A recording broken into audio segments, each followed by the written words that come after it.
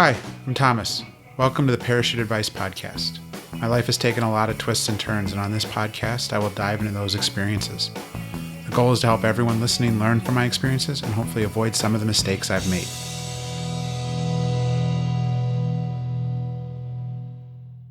Hi, welcome to today's episode of the Parachute Advice Podcast.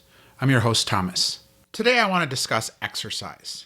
This is a topic that creates a lot of discussion and passionate responses from everyone in the weight loss community. On today's show, I plan to share my views and my views alone. As always, I'm not an expert on this topic. I am just here to share what I think and what I have done personally. I think my successful weight loss plan over the last 2 years does show that my approach works. At least it did for me. This is not to say my way is the only way, but I do think it's a solid path to success for some. I'm a firm believer in the idea that the best plan for each person is the one that works best for them and gives you the results you want. So take the plan as I did, use it as a starting point, or as a path of something you don't want to do. But do what is best for your long-term success. Everyone's life, body, and situation is very different, and you need to tailor things to what works for you. For example, I'm single and live alone, so when I come home after work, I have no one vying for my attention. This allows me the luxury of having a very consistent set routine every day. To that point, let me start with this. I did not use exercise to lose weight. As I mentioned in earlier episodes, it was very important to me to do it through diet and diet alone. Why was this important to me? First off, the line "you can't out-exercise a bad diet" really struck with me. And like I've said, man, did I have a bad diet. So first off, I needed to address this. In a New York Times article titled, "Your Workout Burns Fewer Calories Than You Think They State," for every 100 calories we might expect to burn as a result of working out, most of us will actually net fewer than 72 calories burned, according to an eye-opening new study of how physical activity affects our metabolism. The study, Energy Compensation and Adaptability in Humans, finds that our bodies tend to automatically compensate for at least a quarter of the calories we expend during exercise, undermining our best efforts to drop pounds by working out. The study finds that our bodies tend to automatically compensate for at least a quarter of the calories we expend during exercise, undermining our best efforts to drop pounds by working out. The results also show that carrying extra pounds unfortunately compounds calorie consumption, making weight loss through exercise even more elusive for those who are already overweight. Next, for me personally, I frankly hated working out and exercise. In high school, I was a 3-sport athlete all 4 years, and I think the result for me personally was that working out became a chore and took a lot of the fun out of it. I spent 10 months a year in either the gym lifting weights or on the field running and practicing. My high school schedule was working out or practicing 5 days a week from 3:30 to 5:30 and then events on the weekend. The only 2 months off were usually June and July every year. August was the kickoff of football season, which meant 5-day-a-week, 2-a-days, until school started. Then it was practice or working out every day after school for the whole school year.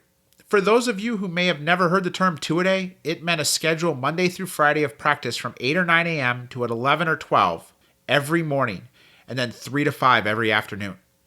As you can imagine, working out for me became less fun every day. I also think this is one of the major reasons I gained so much weight over the years. My diet never adjusted after high school, yet my activity went way down. Imagine having the appetite of someone who worked out that much and then just stopped working out while continuing to eat like that. While in high school, especially during the season, my diet to fuel all that energy burn was insane. The night before games was always pasta night, which meant a pound of pasta with a vegetable-rich, heavy meat sauce. Then before games, especially in hot weather, it would be 3 to 6 bagels with cream cheese and a liter or more of tonic water. Then post-game was a huge meal of fast food on the way home, especially if it was a road game. Why the unusual meal before games? I wanted the slow-burning carbs in the bagels and the fast-acting sugars in the tonic.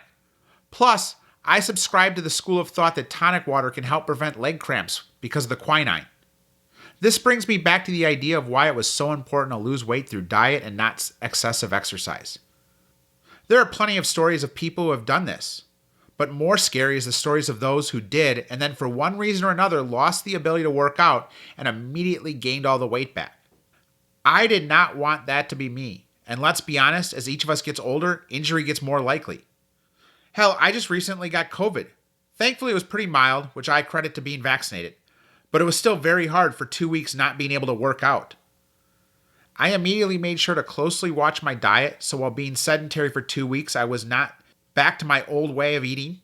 Another issue I read too much about is the data inaccuracy when it comes to understanding calorie burn rates as it relates to exercise. That confusion alone makes it hard to judge how hard to work out to get the results you want.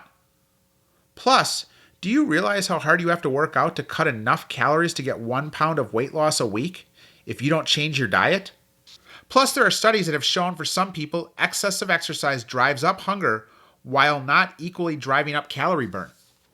Next, there's the studies out there that show exercise, unless extreme and overly excessive, does not in fact increase calorie burn over the course of a day. Your body simply adjusts. What am I saying? Well, let's look at it this way. If your base metabolic rate is 2,000 calories a day and you work out for 30 minutes doing a solid, high-intensity interval training workout that you should burn 350 calories doing, your daily calorie burn did not go to 2,350. It's still 2,000. This is probably very shocking to a lot of people, but when I really got into reading about this and started learning about it, it made sense. According to an article on the website Vox titled, "The Science is In, Exercise Won't Help You Lose Much Weight," it says what's important to absorb is the fact that we have very little control over our base metabolic rate, but it's actually our biggest energy hog. It's generally accepted that for most people, the base metabolic rate accounts for 60 to 80% of total energy expenditures. Digesting food accounts for about 10%. That leaves only 10 to 30% for physical activity, of which exercise is only a subset. Remember, physical activity includes all movements, including walking around, fidgeting, or etc. I look at it this way. Our bodies have had tens of thousands of years to develop the ability to optimize our calorie burn. Think about it this way. It has only been a few hundred years at best that we have had easy access to calories. I would argue it really has only been the last 100 years or less. For most of our ancestors, in order to eat and fuel our bodies, we had to burn significant calories first. Whether it was hunting and gathering or farming, it was in our best interest to minimize calorie burn. Imagine if every time you wanted to, quote, grocery shop, you had to hike to your store of choice, then sit there and wait for the protein to arrive, kill it, process it, and haul it back home. At that point, you needed to process it further for storage. After all of that, if you wanted a complete meal, you needed to go back out and locate your side dishes like greens, grains, or a starch. All of this before you even got to sit down and eat. Obviously, hunter-gatherers would have some food on hand and often eat some of their kill right then and there. But my point is, up until recently, getting fuel for our body was much harder and required a great deal of energy compared to now. Hell, I can sit on my couch, place an order for 10,000 calories from Uber Eats at any hour of the day, and all the effort I have to put in is ordering it and walking to the front door to get it. Second to this is the idea that while you may have burned 350 calories while you worked out, your body was going to burn around 100 calories over that time period anyways, just from your base metabolic rate. So in reality, you only added 250 calories of additional energy usage to your day. On top of this, you will likely dial back other activities after you exercise, whether you realize it or not. For example, if you're a big hand talker which uses energy, there's a good chance your body will do less of this subconsciously in an effort to conserve energy. Or, whether you choose to or not, you will limit how much you walk at work, or simply go to bed a bit earlier due to how tired you are. After all of this, I know it sounds like I'm against exercise, and that's far from the case. I did choose to not add exercise into my routine until I had lost 140 of the 185 pounds I ultimately lost over 19 months. Why did I add in exercise? It was twofold. As I mentioned, my family has a history of heart disease and fatal heart attacks, so I thought it would be good to work on my cardiovascular health. And second, I was bored. I had taken a few days off of work and realized I had all this free time and all I was doing was just sitting around. So why not do some activity? Plus, it could be a new thing for me to focus on, since at that point, the dieting had become routine and a bit boring to me. I need challenge in my life, both physically and more importantly, mentally, to stay excited and engaged. So what did I do to add in exercise? First off, I am cheap and had no interest in spending a ton of money on equipment or gym memberships. Secondly, I could probably fill a closet or two with all the sports equipment I've bought over the years that goes unused now. So I started out simply walking.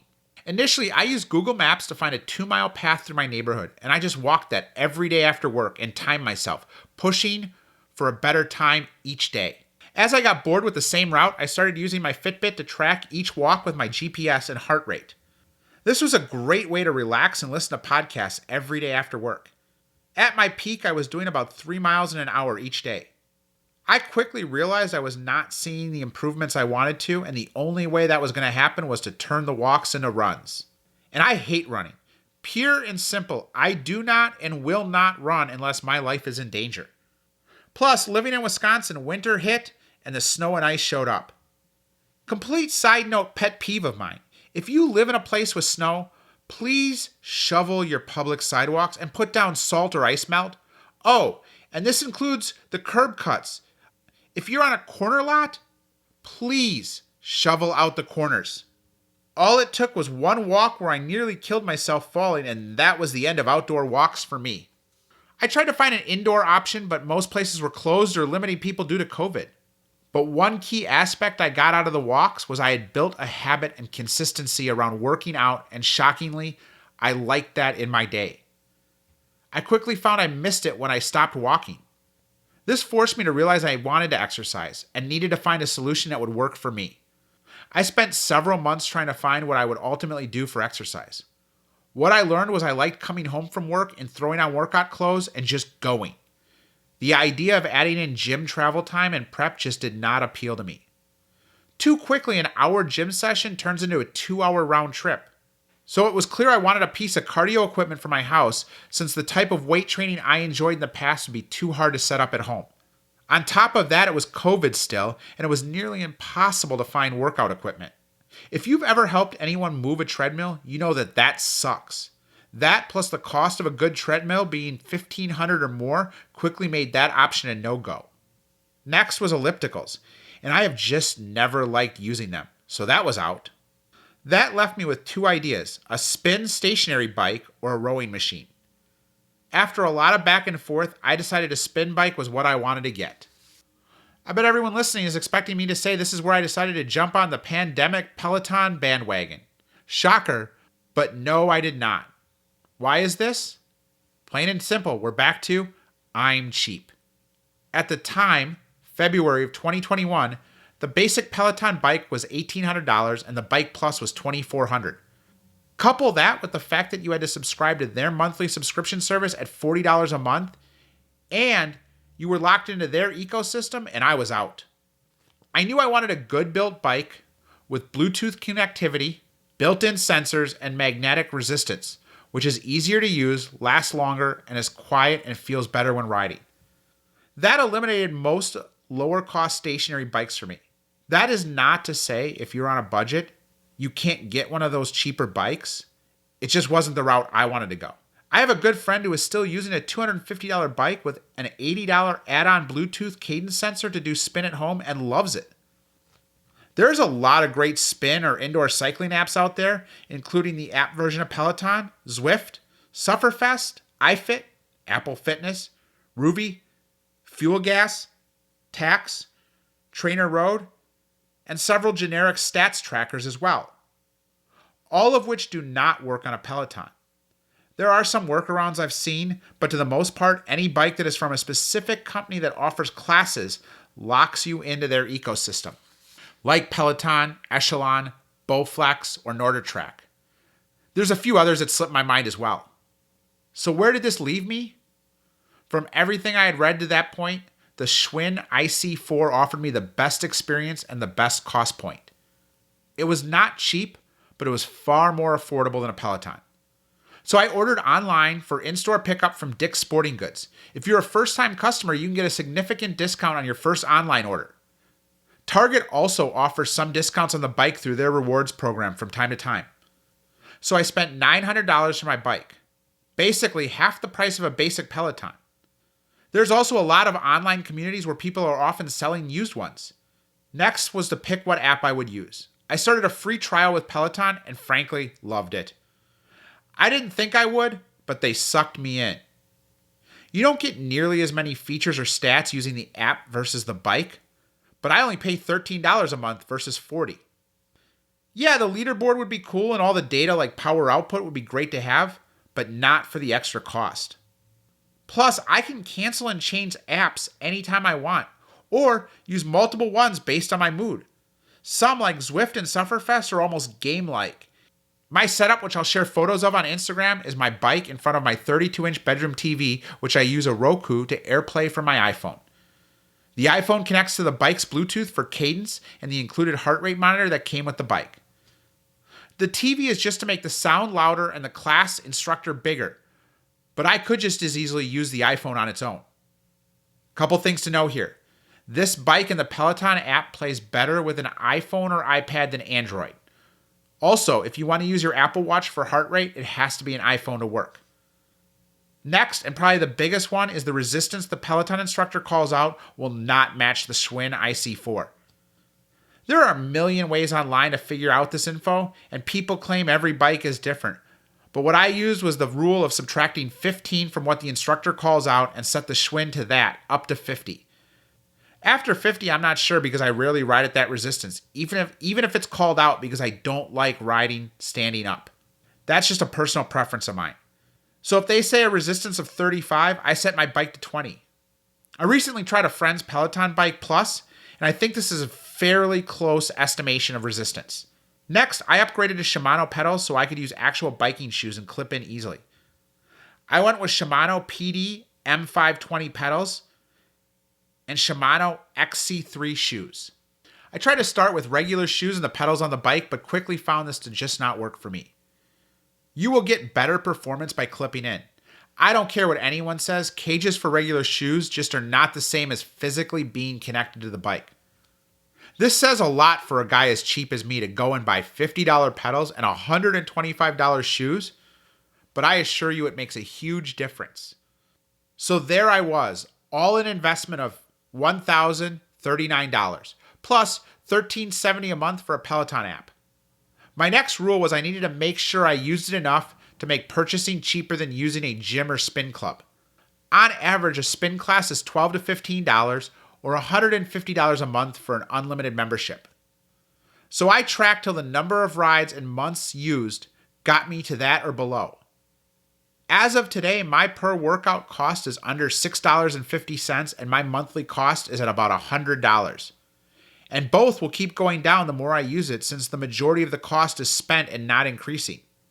One big idea I buy into is the concept that it takes 3 months of consistently doing something to turn that activity into a habit.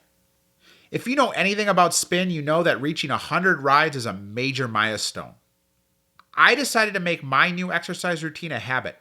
I would do this by pushing to do 100 rides or 100 classes in 100 days. I started out slow with a lot of beginner 15 or 20 minute classes to build comfort.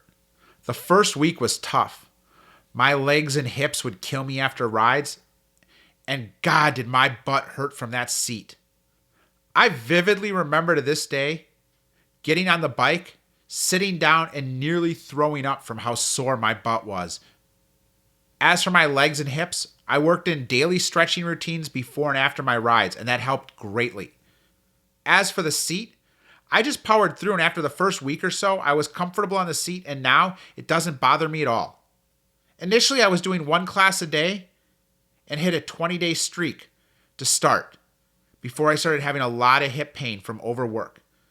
At that point, I switched to 5 or 6 days a week and would do 2 classes some days to get additional time in. For example, on Saturday mornings, I would often get up and do a 30-minute music-themed ride and then a 15-minute low-impact ride.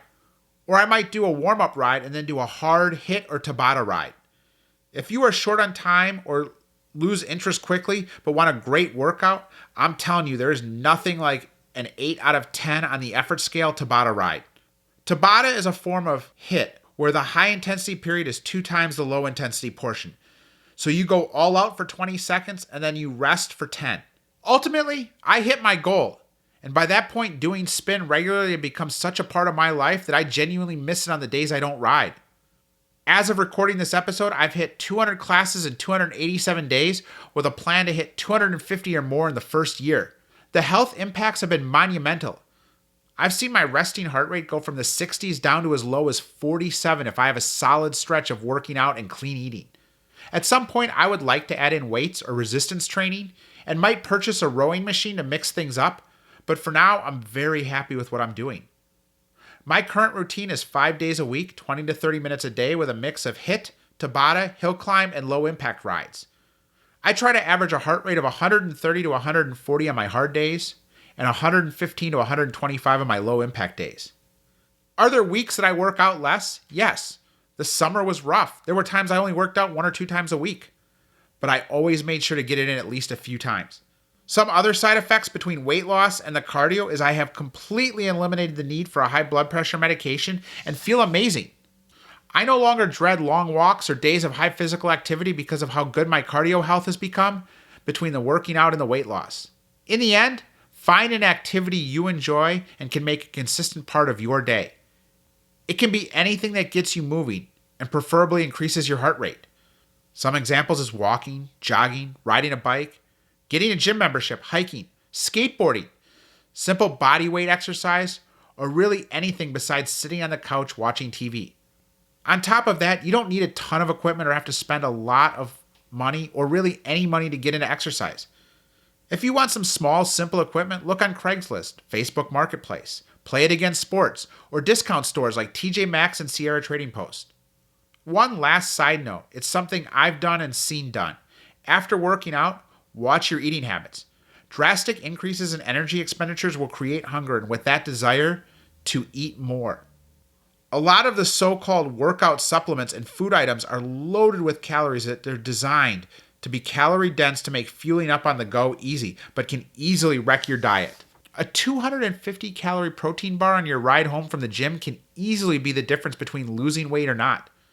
An article on Vox, The Science is In, Exercise Won't Help You Lose Much Weight, goes on to discuss, one 2009 study shows that people seem to increase their food intake after exercise, either because they thought they burned off a lot of calories or because they were hungrier.